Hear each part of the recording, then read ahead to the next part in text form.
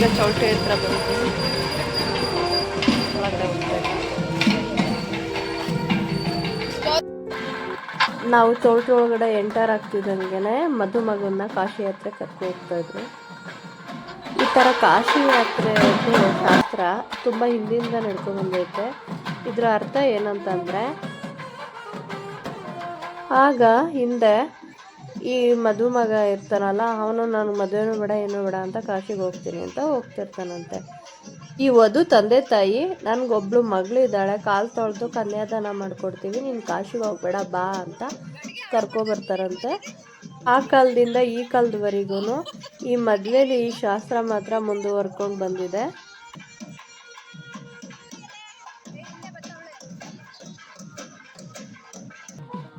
ಕಾಶಿ ಯಾತ್ರೆಗೆ ಅಂದ್ಬಿಟ್ಟು ಯಾವುದೋ ದೇವಸ್ಥಾನಕ್ಕೆ ಬಂದಿದ್ದೀವಿ ಇವಾಗ. ಈ ಕಾಲದಲ್ಲಿ ಹುಡುಗನ್ನ ದೇವಸ್ಥಾನಕ್ಕೆ ಕರ್ಕೊ ಹೋಗ್ತಾರೆ ಕಾಶಿ ಯಾತ್ರೆಗೆ ಅಂದ್ಬಿಟ್ಟು.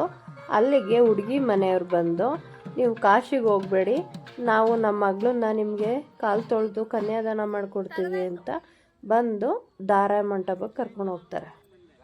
ಈಗ ವಧು ಮನೆಯವರು ಲೇಟಾಗಿ ಬರ್ತಾ ಇರೋದ್ರಿಂದ ಕ್ಯಾಮ್ರಾಮ್ಯಾನು ಒಂದಷ್ಟು ಫೋಟೋಶೂಟ್ ಮಾಡ್ಕೋತಾಯಿದ್ರು. ಅದು ಸೀನ್ ನೋಡ್ಬೋದು ಮುಂದೆ. ನಮ್ಮ ಬ್ರದರು ನಮ್ಮ ಬ್ಲಾಗ್ನ ಇಂಟ್ರೊಡ್ಯೂಸ್ ಮಾಡ್ತಾಯಿದ್ರು. ಅಷ್ಟರಲ್ಲಿ ಫೋಟೋಗ್ರಾಫರ್ ಬಂದು ಆಮೇಲೆ ಮಾಡ್ಕೊಳ್ಳೋರೆ ಶೂಟ್ ತೊಗೋಬೇಕು ನಾನು ಅಂತ ಅಂದ್ಬಿಟ್ಟು ಡಿಸ್ಟರ್ಬ್ ಮಾಡಿದ್ರು.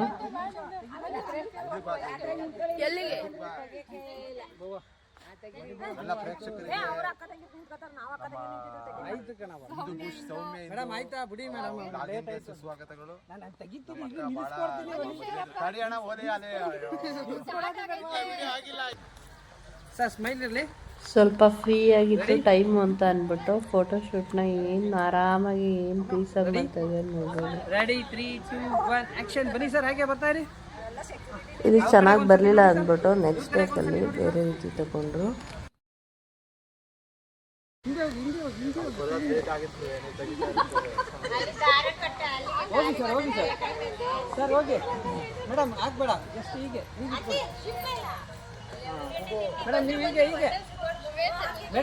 ಮೇಡಮ್ ಹೀಗೆ ಕೈ ಓಕೆ.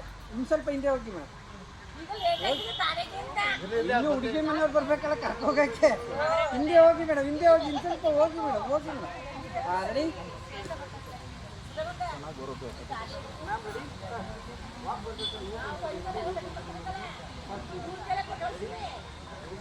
ನೀವು ಎಷ್ಟೊತ್ತು ಬಂದ್ರಪ್ಪ? ನೀವು ಎಷ್ಟೊತ್ತು ಬಂದ್ರಿ? ನಾವು ಇವಾಗ ಒಂದು 10 ನಿಮಿಷ ಆಯ್ತು. ಎಲ್ಲಿ ಹೋಗಿದ್ರಿ? ಇಲ್ಲಿ ಮನೆ ಇತ್ತು, ಇಲ್ಲೇ ತಹಸೀಲ್ದಾರ್ದು. ಅಲ್ಲಿಗೆ ಹೋಗಿದ್ರಿ? ಈಗ ನಾವು ಮದುಮಗನ ಜೊತೆ ಫ್ಯಾಮಿಲಿ ಗ್ರೂಪ್ ಫೋಟೋ ತಗೊಳ್ತೀವಿ.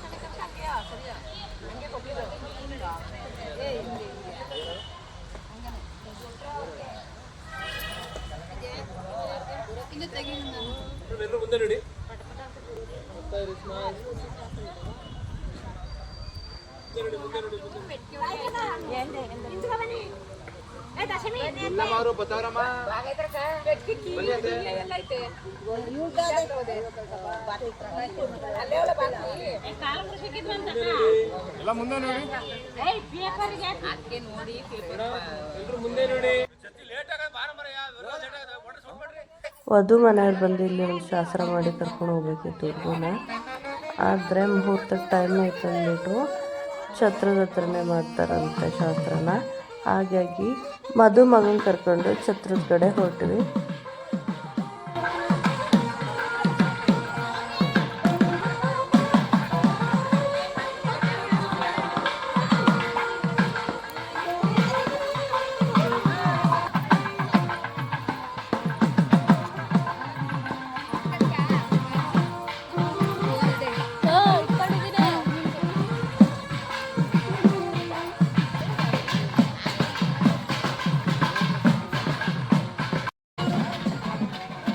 ಮದುಮಗನ ಕರ್ಕೊಂಡು ಛತ್ರದ ಒಳಗಡೆ ಬಂದ್ವಿ.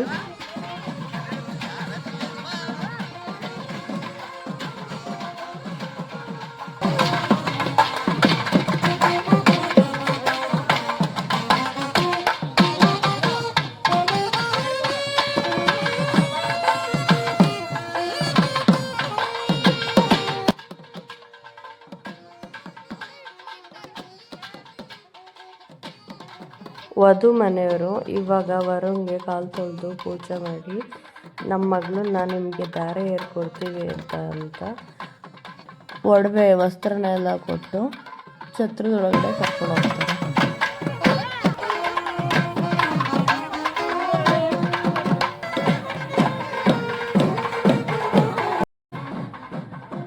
ಈಗ ನೋಡ್ಬೋದು ವಧು ಮನೆಯವರು ವರನ್ ಕಾಲು ತೊಳೆದು ಪೂಜೆ ಮಾಡ್ತಾ ಇದ್ದಾರೆ.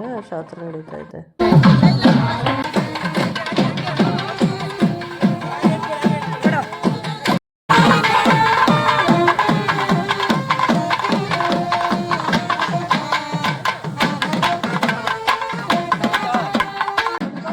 ವಧು ಮನೆಯವರು ವರನ್ನ ಅಕ್ಕ ಕಳಸ ಇಟ್ಕೊಂಡಿದ್ದಾರೆ, ಅದನ್ನ ಪೂಜೆ ಮಾಡ್ತಾ ಇದ್ದಾರೆ ಇವಾಗ.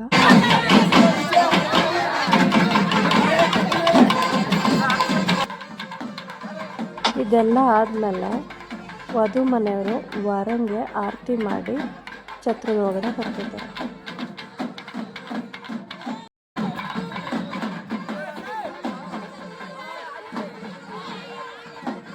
ವಧು ಮನೆಯಲ್ಲಿ ವರಂಗೋಸ್ಕರ ಏನು ತಂದಿರ್ತಾರೆ, ಜ್ಯುವೆಲರಿ ಆಗಿರ್ಬೋದು, ವಸ್ತ್ರ ಆಗಿರ್ಬೋದು, ಅದನ್ನು ಕೊಡ್ತಾರೆ. ಅದೇ ರೀತಿ ವರನ ಮನೆ ಕಡೆಯವರು ವಧುವಿಗೆ ಸೀರೆ ಮತ್ತು ಜ್ಯುವೆಲರಿ ತಂದಿರ್ತಾರೆ, ಅದನ್ನು ಈಗ ಇದೇ ಟೈಮಲ್ಲಿ ಕೊಡ್ತಾ ಇದ್ದಾರೆ ನೋಡ್ಬೋದು. ಎಲ್ಲ ಶಾಸ್ತ್ರ ಆದಮೇಲೆ ವಧುನ ತಾಯಿ ವರನ ಕೈ ಇಟ್ಕೊಂಡು ಛತ್ರದ ಒಳಗಡೆ ಕರ್ಕೊ ಹೋಗ್ತಾ ಇದ್ದಾರೆ.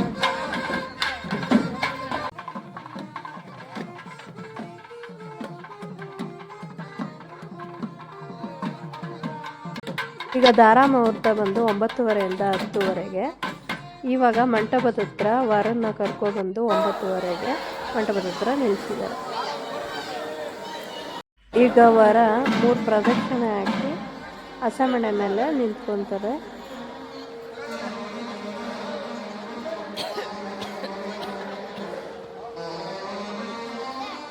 ವರ ಹಸೆಮಣೆ ಮೇಲೆ ನಿಂತ್ಕೊಳ್ಳೋಕ್ಕಿಂತ ಮುಂಚೆ ಪುರೋಹಿತರು ಒಂದು ಮಂತ್ರ ಹೇಳ್ಕೊಡ್ತಾರೆ, ಅದನ್ನು ಹೇಳ್ಬೇಕು. ಅದಾದಮೇಲೆ ಅಕ್ಕಿ ಕಾಳು ಕೊಡ್ತಾರೆ, ಮೇಲೆ ಹೆಚ್ಚಿ ಹಸೆಮಣೆ ಸಣ್ಣ ಮಾಡಿಕೊಂಡು ಅದ್ರ ಮೇಲೆ ನಿಂತ್ಕೊತಾರೆ.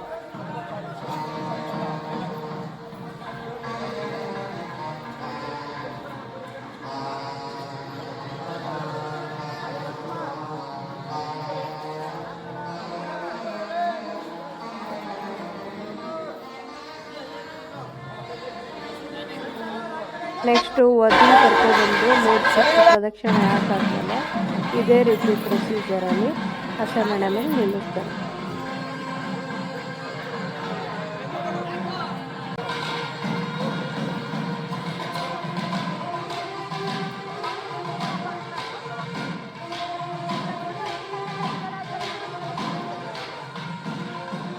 ಆಗ ಹಿಂದಿನ ಕಾಲದಲ್ಲಿ ವಧು ಮುಖನ ವರ ನೋಡ್ಕೋಬಾರ್ದು, ವರನ ಮುಖನ ವಧು ನೋಡ್ಕೋಬಾರ್ದು, ತಾಳಿ ಕಟ್ಟೋವರೆಗೂ ಅಂತ ಅಂದ್ಬಿಟ್ಟು ಈ ಥರ ಪರ್ದೆ ಹಾಕ್ತಿದ್ರು.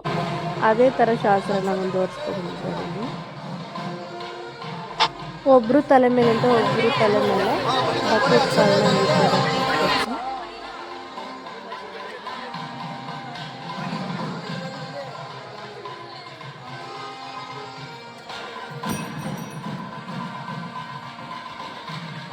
ಎಲ್ಲ ಶಾಸ್ತ್ರ ಆದಮೇಲೆ ವರ ವಧುಗೆ ಸಂಬಂಧ ಮಾಲೆ ಹಾಕ್ತಾರೆ. 2 ಸಲ ಹಾಕಿಸ್ತಾರೆ, ಅದನ್ನೇ ತೆಗೆದು. ಅದಾದಮೇಲೆ ವಧು ಮತ್ತು ವರಂಗೆ ಸಂಬಂಧ ಮಾಲೆ ಹಾಕ್ತಾರೆ.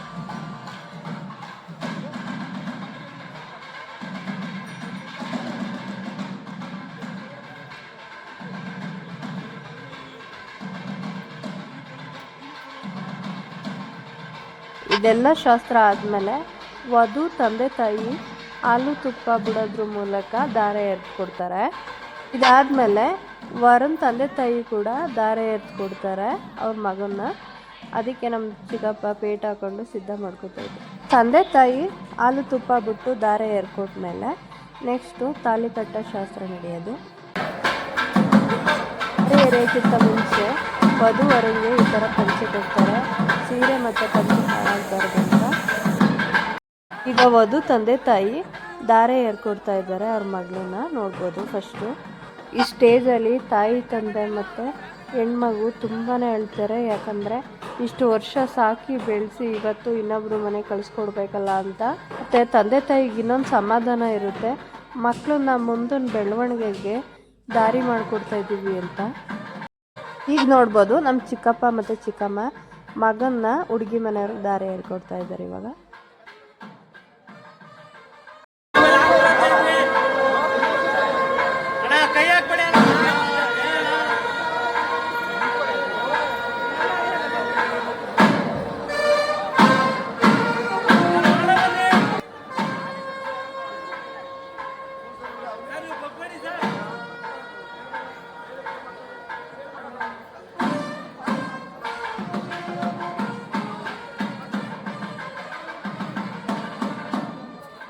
ವಧು ಮತ್ತು ವರುಣ್ ತಂದೆ ತಾಯಿ ದಾರೆ ಏರ್ಕೊಟ್ಮೇಲೆ ನೆಕ್ಸ್ಟು ತಾಳಿ ಕಟ್ಟೋ ಶಾಸ್ತ್ರ ಶುರು ಆಗುತ್ತೆ.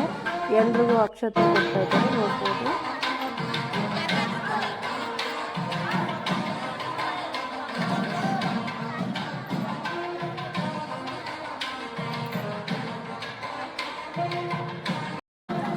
ಈಗ ವಧು ವರಂಗೆ ಪಂಚೆ ಕಟ್ಟಿರ್ತಾರಲ್ವ ಅದನ್ನು ಬಿಚ್ಚಿಸ್ಬಿಟ್ಟು ಈಗ ತಾಲಿಗೆ ಅರ್ಶಿನ ಕುಂಕುಮ ಹಚ್ಚಿಸ್ತಾರೆ. ಇಬ್ಬರು ಕೈಲೂ ಪೂಜೆ ಮಾಡಿಸ್ತಾರೆ. ಆಮೇಲೆ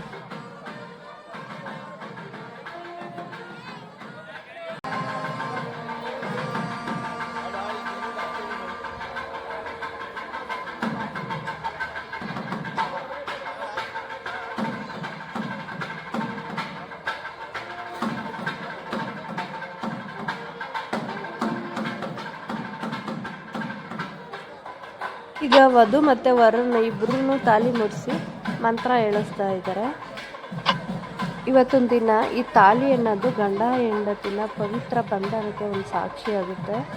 ಇದೆಷ್ಟು ಪವಿತ್ರವಾದ ಸಂಬಂಧ ಅಲ್ವಾ. ನೋಡ್ಬೋದು ತಾಲಿನ ಕಟ್ತಾ ಇದ್ದೀನಿ ಅಂತ ತೋರಿಸಿ ಕಟ್ಟಬೇಕು.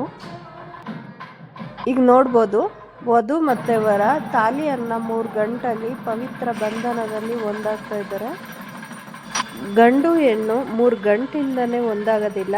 ಇಬ್ಬರು ಪರಸ್ಪರ ಮನಸ್ಸನ್ನ ಒಬ್ಬರು ಕೊಟ್ಟು ಒಬ್ಬರು ಪ್ರೀತಿನ ಒಬ್ಬರು ಹಂಚ್ಕೊಂಡಾಗ ಮಾತ್ರ ಮದುವೆ ಅನ್ನೋ 3 ಅಕ್ಷರಕ್ಕೆ ಬೆಲೆ ಸಿಗೋದು. ನೋಡ್ಬೋದು ತಾಲಿ ಅನ್ನೋ 3 ಗಂಡು ಹೆಣ್ಣನ್ನು ಎಷ್ಟು ಚೆನ್ನಾಗಿ ಬೆಸೆಯುತ್ತೆ ಅಂತ.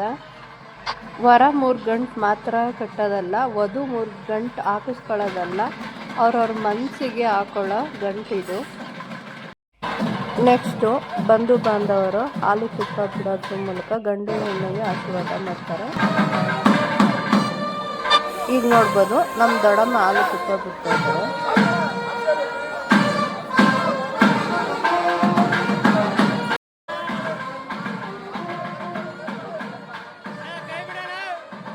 ಮದುವೆ ಅನ್ನೋ ಈ ಸಂಬಂಧ ಗಟ್ಟಿಯಾಗಿರಬೇಕು ಅಂತ ಹಿರಿಕರು, ಬಂಧು ಬಾಂಧವರು, ಸಂಬಂಧಿಕರು ಈ ಥರ ಹಾಲು ತುಪ್ಪ ಬಿಟ್ಟು ಅಕ್ಷತೆ ಹಾಕಿ ಆಶೀರ್ವಾದ ಮಾಡ್ತಾರೆ. 100 ಕಾಲ ಚೆನ್ನಾಗಿರಿ ಅಂತ. ನೆಕ್ಸ್ಟು ನಮ್ಮ ದೊಡ್ಡಮ್ಮನ ಹಿರಿ ಮಗ ಬಂದು ಹಾಲು ತುಪ್ಪ ಬಿಡ್ತಾ ಇದ್ದಾರೆ ಗಂಡು ಹೆಣ್ಣಿಗೆ ಆಶೀರ್ವಾದ ಮಾಡೋಕ್ಕೆ ಅಂತ. ನೋಡ್ಬೋದು ಗಂಡು ಹೆಣ್ಣನ್ನು 2 ಸಂಬಂಧ ಬೆಸೆಯೋದಕ್ಕೆ ಗಂಡಿನ ಕಡೆಯವರು, ಹೆಣ್ಣಿನ ಕಡೆಯವರು, ಸಂಬಂಧಿಕರು, ಬಂಧು ಮಿತ್ರರು ಎಲ್ಲರೂ ಸಾಕ್ಷಿಯಾಗಿರ್ತಾರೆ ಈ ಸಂಬಂಧಕ್ಕೆ. ಊಟದ ಹಾಲಿಗೆ ಬಂದಿದ್ದೀನಿ, ಊಟ ಮಾಡೋಣ ಅಂತ ಅಂದ್ಬಿಟ್ಟು ಬಂದು ಬಾಂಧವರೆಲ್ಲ ನಮ್ಮ ಮಕ್ಳಿಗೆ ಬಂದು ಹಾರೈಸಿ ಹಬ್ಬದ ಊಟ ಮಾಡ್ಕೊಂಡು ಹೋಗ್ಲಿ ಅಂತ ಇದೆಲ್ಲ ವ್ಯವಸ್ಥೆ. ಮತ್ತೆ ಮಗಳ ಜೊತೆ ಬಂದಿದ್ದೀನಿ ನಾನು ಊಟ ಮಾಡೋದಕ್ಕೆ ಊಟದ ಹಾಲಿಗೆ. ಊಟ ಮಾತ್ರ ಸೂಪರ್ ಆಗಿತ್ತು. ತುಂಬ ಜನ ಹಾಲು ತುಪ್ಪ ಬಿಡ್ತಾ ಇದ್ರು. ನಾವು ಊಟ ಮುಗಿಸ್ಕೊಂಡು ಹಾಲು ತುಪ್ಪ ಬಿಡೋಣ ಅಂದ್ಬಿಟ್ಟು ಫಸ್ಟು ಊಟದ ಹಾಲಿಗೆ ಬಂದಿದ್ದೀವಿ ಊಟ ಮಾಡೋಣ ಅಂತ. ಈಗ ನೆಕ್ಸ್ಟು ನಾವು ಹಾಲು ತುಪ್ಪ ಬಿಡೋಕೆ ಬರ್ತೀವಿ. ಈಗ ನಮ್ಮ ಅತ್ತೆ ಮಗಳು ಬಿಡ್ತಾ ಇದ್ದಾಳೆ, ಅವಳಿಂದ ನಾನು ಬರ್ತಾ ಇದ್ದೀನಿ ಹಾಲು ತುಪ್ಪ ಬಿಡೋದಕ್ಕೆ.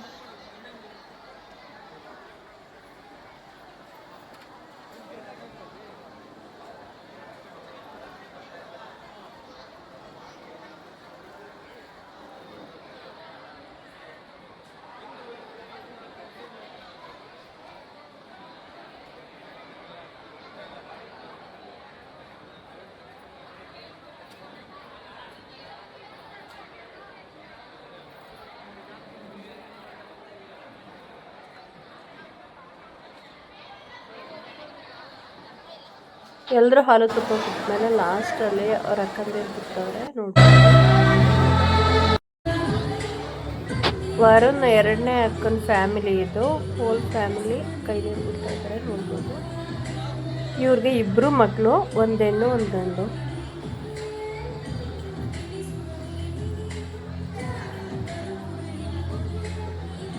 ನೆಕ್ಸ್ಟ್ ವರುಣ್ ಮೊದಲನೇ ಅಕ್ಕನ ಫ್ಯಾಮಿಲಿ ಬರ್ತಾ ಇದ್ದಾರೆ ಕೈ ನೀರು ಕೊಡೋಕ್ಕೆ, ಅವನು ನೋಡ್ಬೋದು.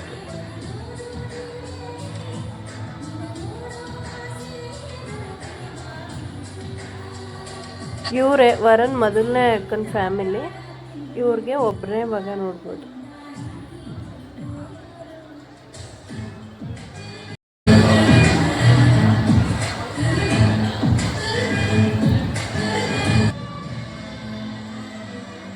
ಲಾಸ್ಟಿಗೆ ನಮ್ಮ ದೊಡ್ಡಕ್ಕನ ಮಗ ಬಂದು ಹಾಲು ತುಪ್ಪ ಬಿಡ್ತಾ ಇದ್ದಾರೆ. ಇವರೇ ನೋಡ್ಬೋದು, ಬ್ಲ್ಯಾಕ್ ಶರ್ಟ್ ಹಾಕೊಂಡಿದ್ದಾರಲ್ಲ ಅವರೇ ನಮ್ಮ ದೊಡ್ಡಕ್ಕನ ಮಗ.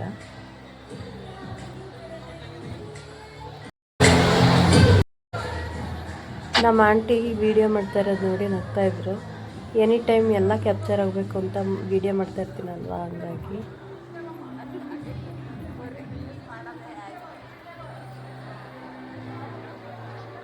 ನೋಡ್ಬೋದು ನಮ್ಮ ಅಕ್ಕ ತಂಗಿರ್ದೆ ಗ್ರೂಪ್ ಇಲ್ಲಿ ನೋಡ್ಬೋದು.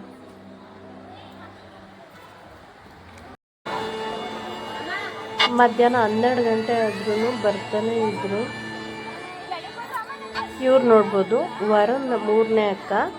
ಇವ್ರದ್ದು ಹಾಲು ತುಪ್ಪ ಬಿಡ್ಬೇಕಾದ್ರೆ ಇವ್ರು ಇರಲಿಲ್ಲ, ಇವ್ರದ್ದು ವೀಡಿಯೋ ಮಾಡೋಕ್ಕಾಗಲಿಲ್ಲ. ಯಾರು ಅನ್ನೋದಾದರೆ ನಿಂತ್ಕೊಂಡು ಮಗು ಇಟ್ಕೊಂಡು ಓಡಾಡ್ತಾ ಇದ್ದಾರಲ್ಲ, ಆರೆಂಜ್ ಕಲರ್ ಸ್ಯಾರಿ, ಅವರೇ ವರುಣ್ 3ನೇ ಅಕ್ಕ. ಮಂಟಪದ ಡೆಕೋರೇಷನ್ ಅಂತೂ ನಂಗೆ ತುಂಬಾ ಇಷ್ಟ ಆಯಿತು. ಮದುವೆ ಕೊನೆ ಅಂತೂ ಬಂದು ನಿಂತಿದ್ದೀವಿ. ಹಾಲು ತುಪ್ಪ ಬಿಡೋದೆಲ್ಲ ಮುಗೀತು.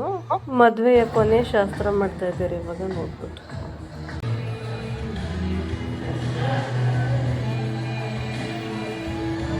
ನಮ್ಮ ಆಂಟಿ ಒಬ್ಬರು ಹೀಗೆ ಬರ್ತಾ ಇದ್ದಾರೆ.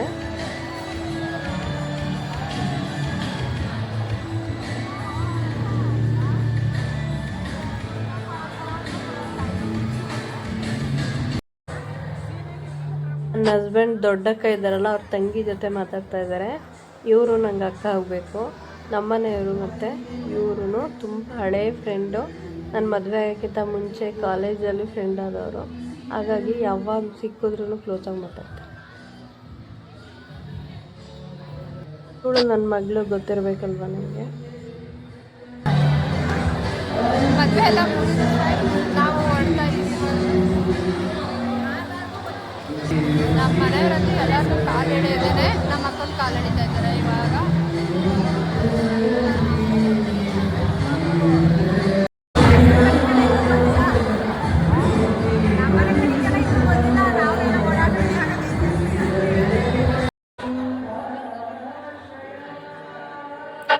ಎಲ್ಲರೂ ಒಟ್ಟಿಗೆ ಸಿಗೋದು ಈ ಥರ ಅಪರೂಪ.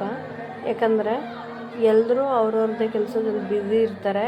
ಫ್ರೀ ಆಗೋದು ಅಂದರೆ ಮದುವೆ ಫಂಕ್ಷನ್ ಅದರಲ್ಲಾದರೂ ಬಂದಾಗ ಸಿಕ್ಕಿದಾಗ ನೋಡಿದಾಗ ಮಾತ್ರನೇ.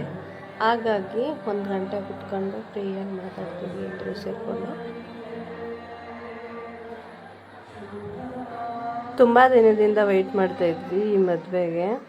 ಈಗ ಫೈನಲಿ ಚೆನ್ನಾಗೇ ಆಗಿದೆ. ಎಲ್ಲ ಸಂಬಂಧಗಳು ಒಂದಾಗೋದು ಈ ಮದುವೆ ಅನ್ನೋ ಸಂಭ್ರಮದಲ್ಲಿ. ಇವತ್ತೊಂದು ದಿನ ಎಲ್ಲರೂ ಕಂಪ್ಲೀಟಾಗಿ ಎಂಜಾಯ್ ಮಾಡಿದ್ವಿ.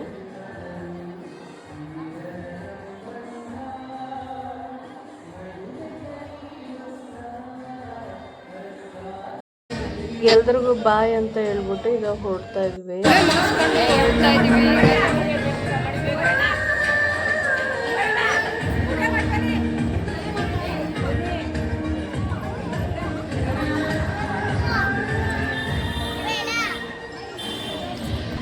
ಹೊರಗಡೆ ಫೋಟೋ ಶೂಟ್ ಎಲ್ಲ ತುಂಬ ಚೆನ್ನಾಗಿ ಮಾಡ್ಕೊತಾ ಇದ್ದಾರೆ.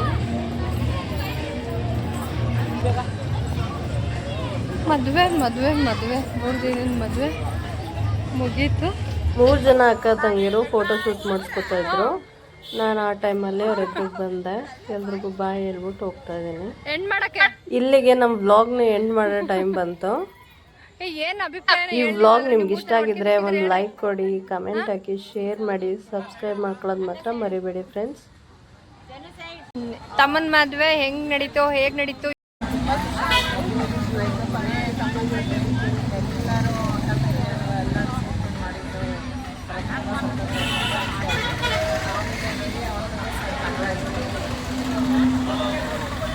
ಎಲ್ಲರೂ ಬಂದು